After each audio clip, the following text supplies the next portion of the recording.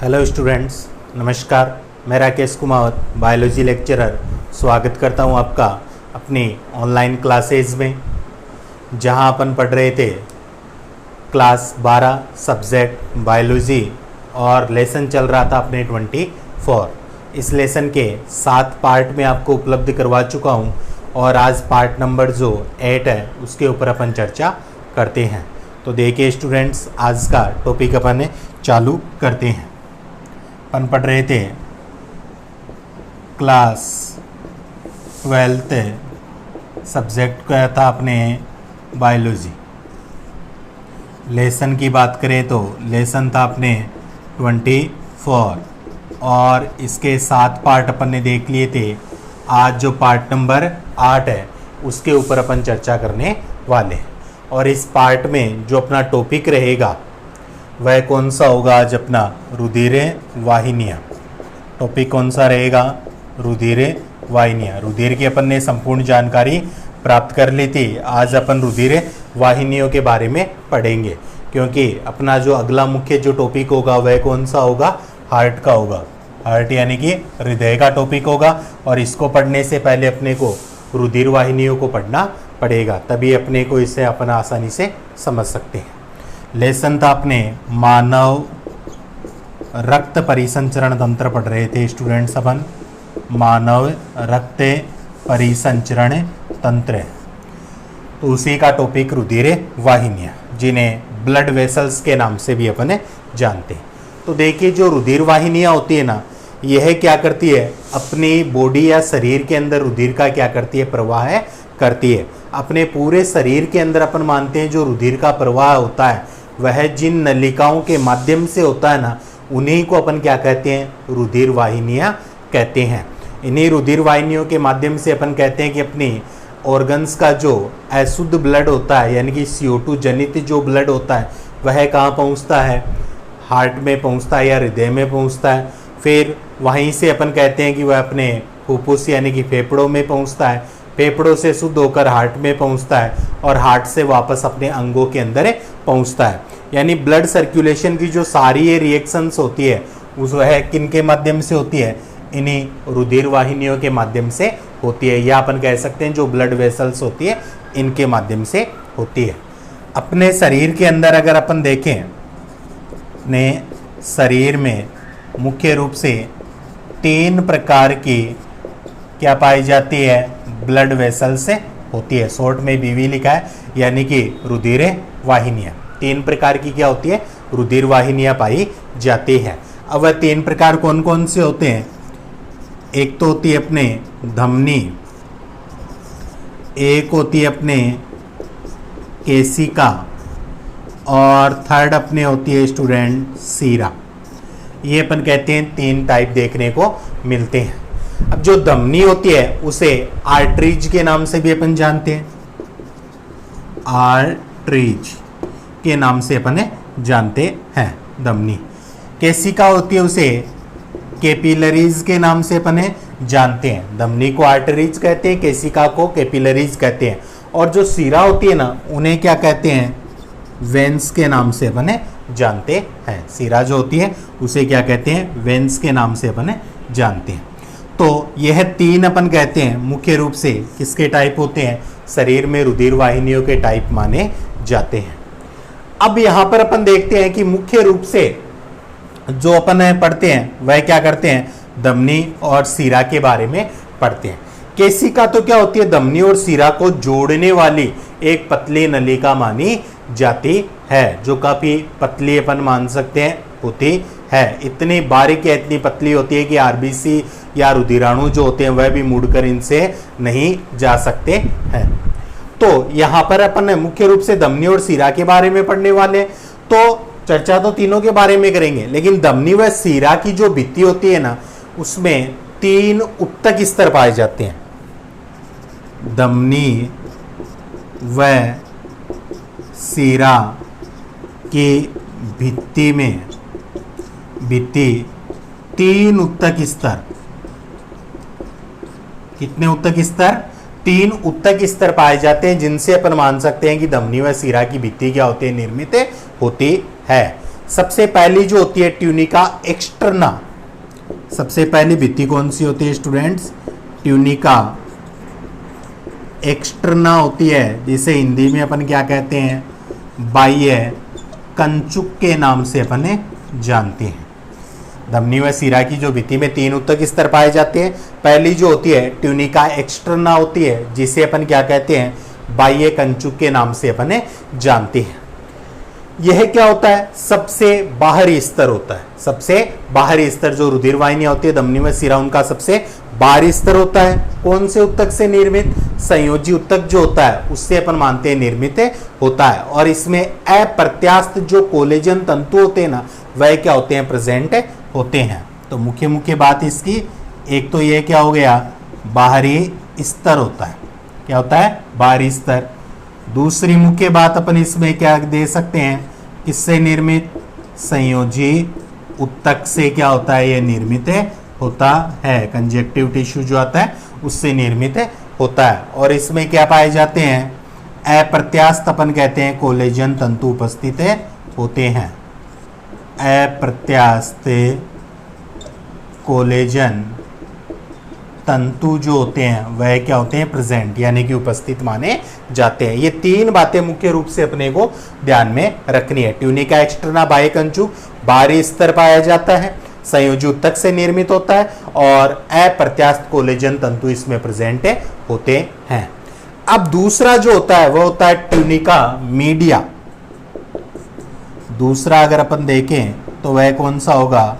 Tunica media के नाम से अपन जानते हैं। ट्यूनिका मीडिया, जिसे हिंदी में बोले तो अपन मध्य कंचुक के नाम से जानते हैं। तो जैसे ट्यूनिका एक्सटर्ना यानी कि बाहरी स्तर था, ये मीडिया यानी कि मिडिल, यानी कि ये क्या होता है? मध्य स्तर होता है। ट्यूनिका मीडिया क्या होता है? इसका मध्य स्तर माना जाता है। इसमें अपन देखते हैं कि जो अरेखित पेशियां होती है वह उपस्थित होती है, साथ में जो प्रत्यास्थ तंतु होते हैं वह पाए जाते हैं। मध्य स्तर होता है और इसमें अरेखित पेशियां प्लस प्रत्यास्थ जो तंतु होते हैं ना, वह क्या होते हैं? प्रेजेंट होते हैं। यह जो निशान लगाता हूं मैं प्लस एंटी, इसका मतलब होता है प्रेजेंट होते हैं, यानी कि उपस्थित माने जाते हैं। तो ये था ट्यूनिका मीडिया। थर्ड जो आता है ट्यूनिका इंटीमा। ट्यूनिका इंटीमा, जिसे अपन क्या कहते हैं?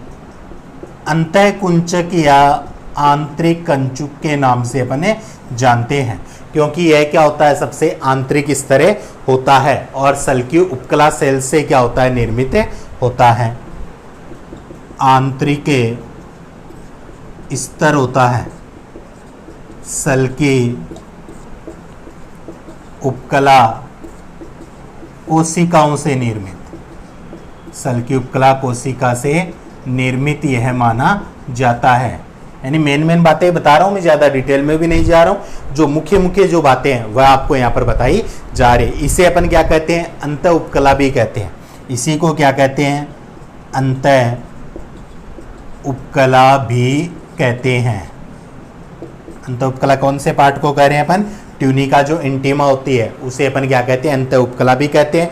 और इसका जो आंतरिक सतह होती है वह कांच के समान क्या होती है? बिल्कुल चिकनी या स्मूथ होती है। आंतरिक सतह कांच के समान क्या होती है स्टूडेंट्स? चिकनी होती है।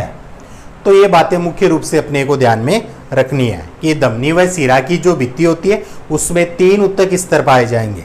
ट्यूनिका एक्सटर्ना, ट्यूनिका मीडिया और ट्यूनिका इंटीमा, यह उपस्थित माने जाते हैं, जिनकी मेन बातें मैंने आपको बता दी है।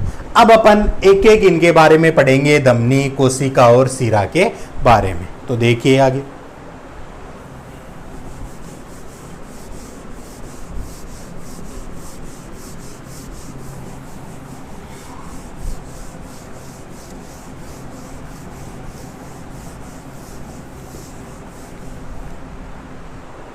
तो सबसे पहले अपन बात करेंगे धमनी के बारे में, यानी कि जो आर्टरीज होती है,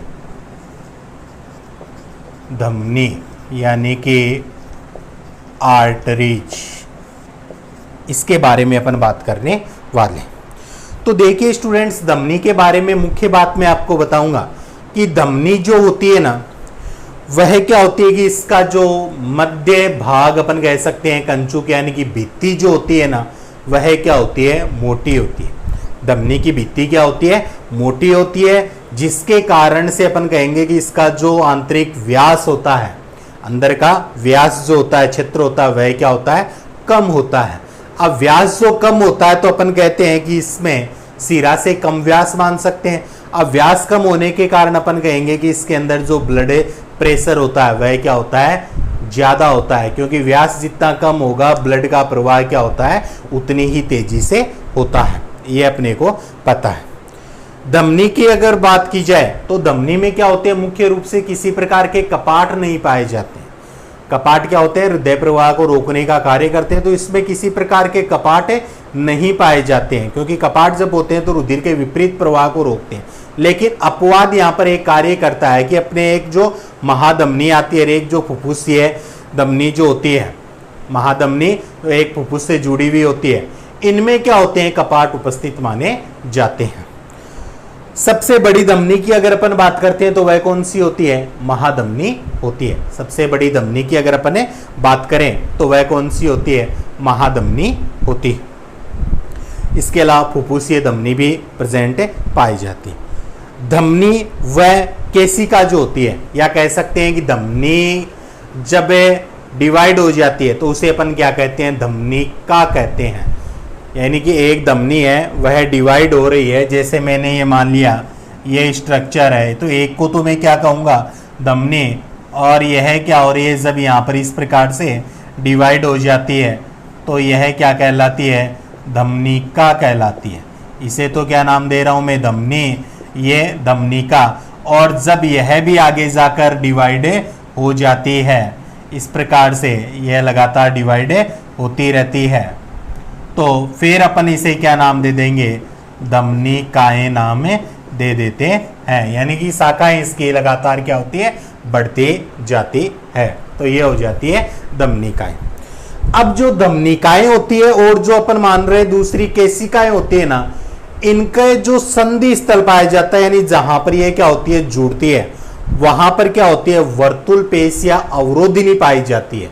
वर्तुल पेशिया अवरोधिनी ये क्या करती है कि केशिका जाल में जो रुधिर प्रवाह को क्या करती है, नियंत्रित करने का कार्य करती है। अब जैसे यहां पर अपन देखेंगे कि ये शाखाएं डिवाइड हो जाती है, बाद में यही क्या होती है, आपस में वापस से जुड़ने का कार्य करती है। यहां पर ये डिवाइड हो गई ना, तो ये वापस क्या होगी, फिर जुड़ने का कार्य करेगी, यहाँ पर वापस से जुड़ेगी, और जुड़कर फिर आप कहेंगे कि वापस ये क्या हो जाती है, मिले जाती है, और किसका निर्माण कर लेती है, सिरा का निर्माण कर लेती है, वेंस का निर्माण कर लेती है।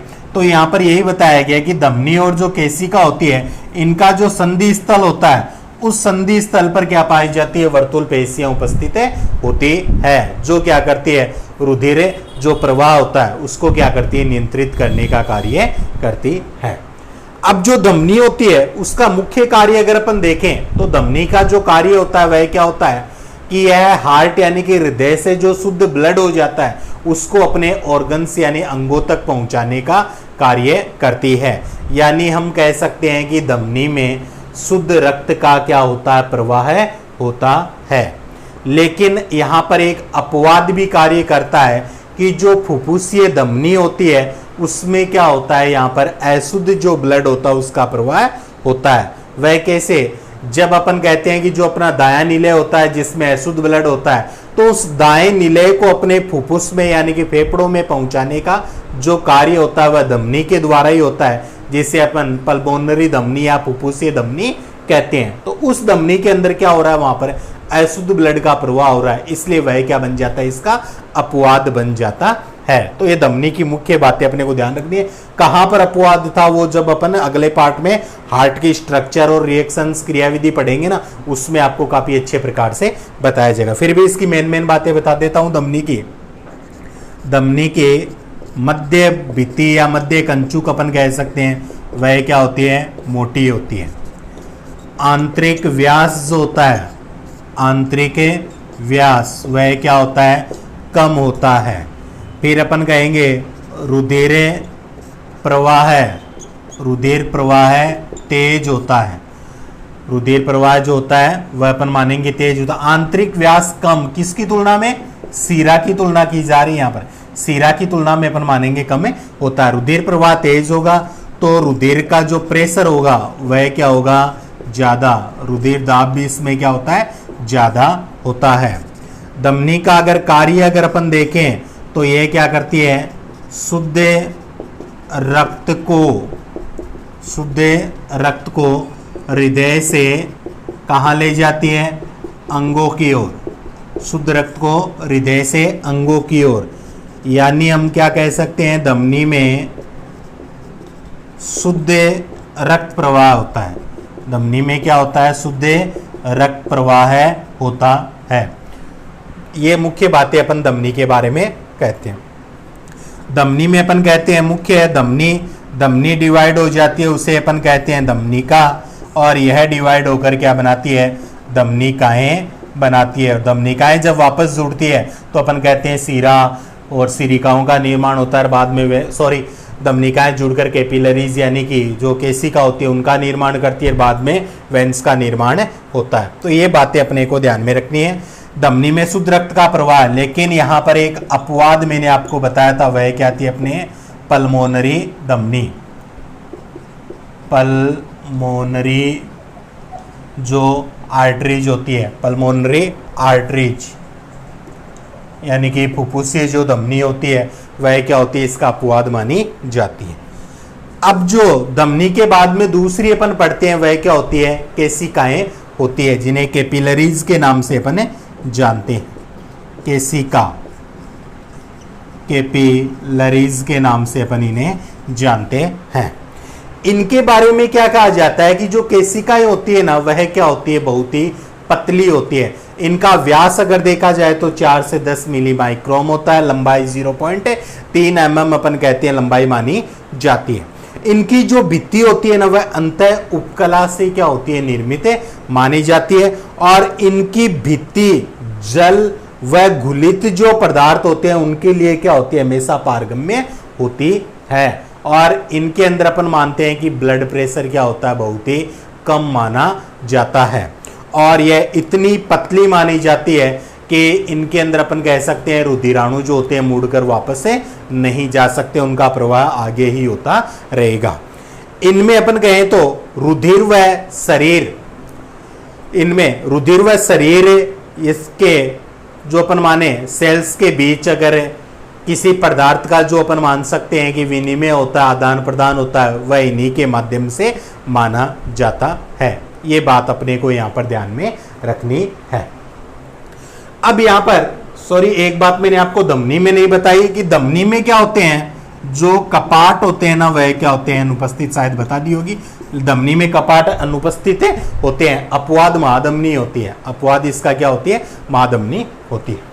तो केशिकाओं के बारे में अपन क्या कहेंगे, पतली क्या होती है, नलिकाएं होती है।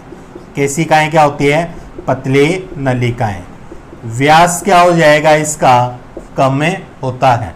व्यास क्या होता है इसका, कम होता है।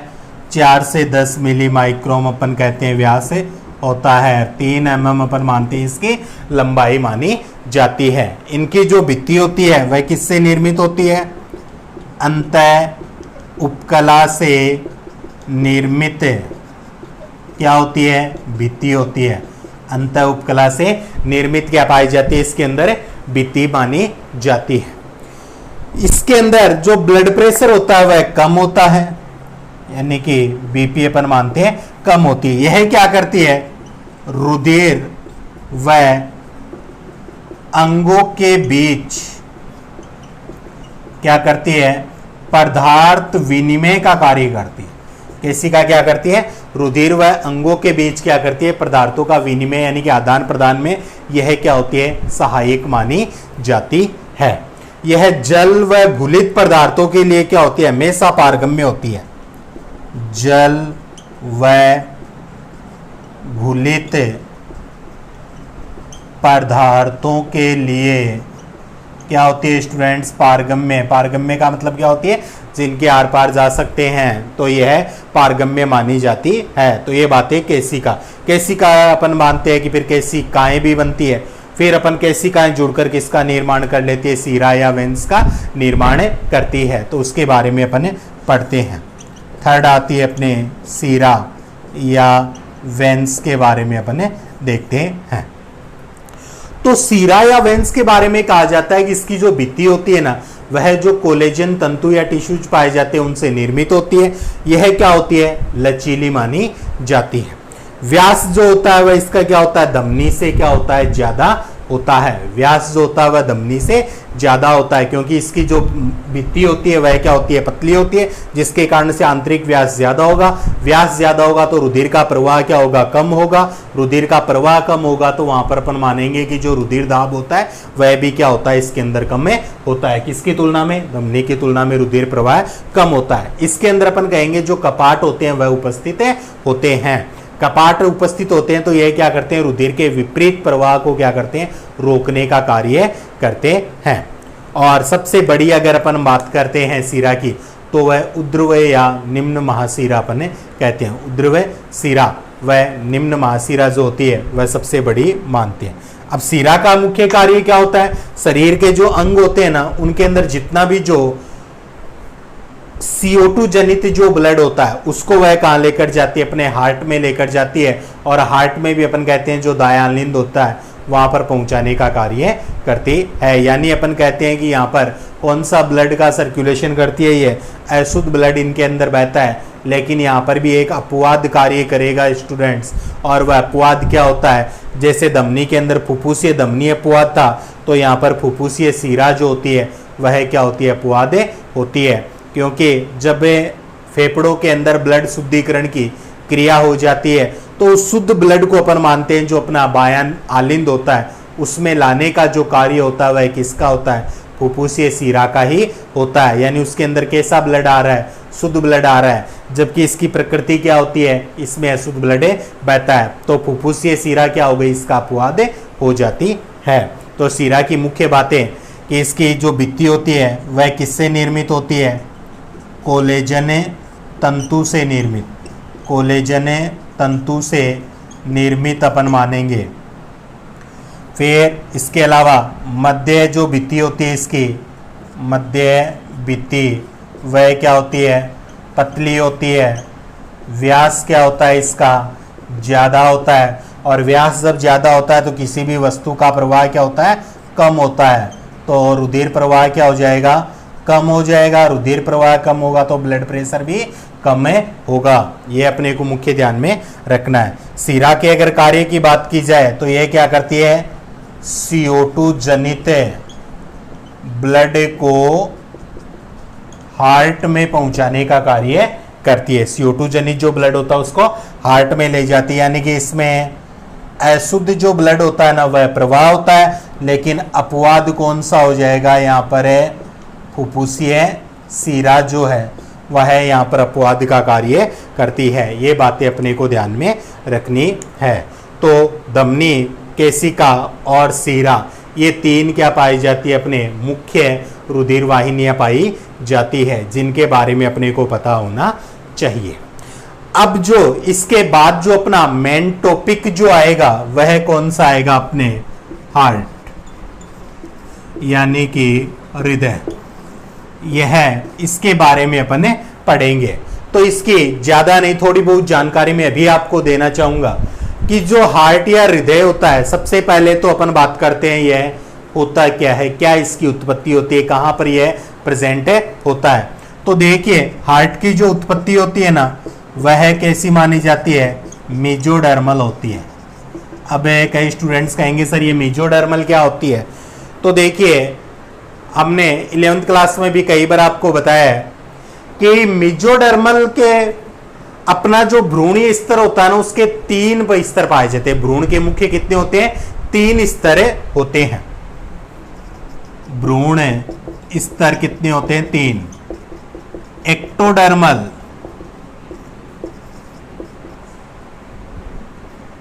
मेसोडर्मल और एक क्या होता है एंडोडर्मल।